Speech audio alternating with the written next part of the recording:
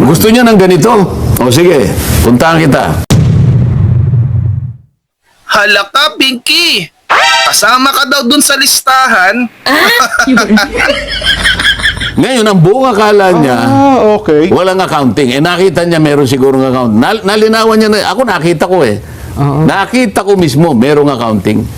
Tako. Ngayon, isa sa item do sa accounting, Opo. mga flood control projects, na pera ito pinagkitaan sa flood control. Isa sa item, kasi sila ay senatoriables ng Alyansa ng Bagong Pilipinas. Ano ang panahon na yun? Meron isang during item. campaign po ito. Meron isang item, napakalaking halaga for the senators. Oho. O direkta siyang nandun. Kaya naman pala, gano'n na lang ka-eager, no? Na pagtakpan at isuspende or i-delay yung investigasyon sa flood control dyan sa Blue Ribbon Committee. No? Ayon dito kay Senador Marcoleta, kung napanood yung kanyang episode sa Saganang Mamamayan noong Friday, kung saan ibinunyag nito na ito daw si Pinky ay di umano ay nakatanggap daw ng maleta.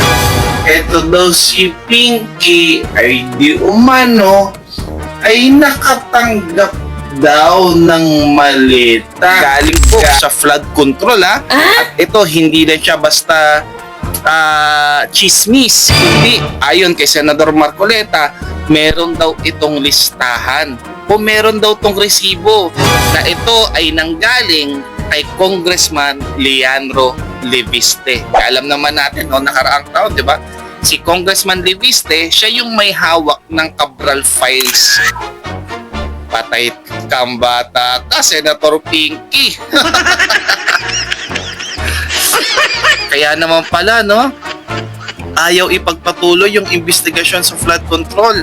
Kaya naman pala ayaw imbitahan yung mga resource person, yung 18 ex-marines, lalo't higit lahat sa lahat itong si Adrian Bersamin, na si Ping Lacson mismo, yung nagbunyag ng baho nito daan sa Senate.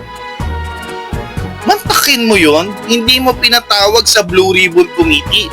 Kaya nga ang hamon sa iyo ni Senador Marcoleta ay ito.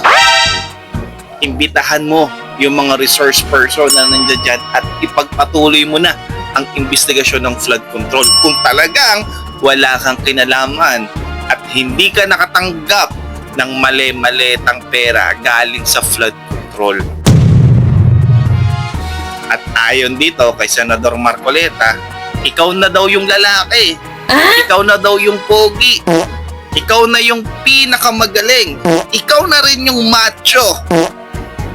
Pero walang lalaking may period.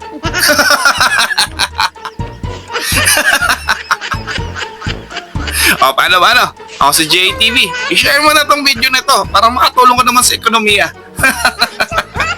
Senator Pinky talaga.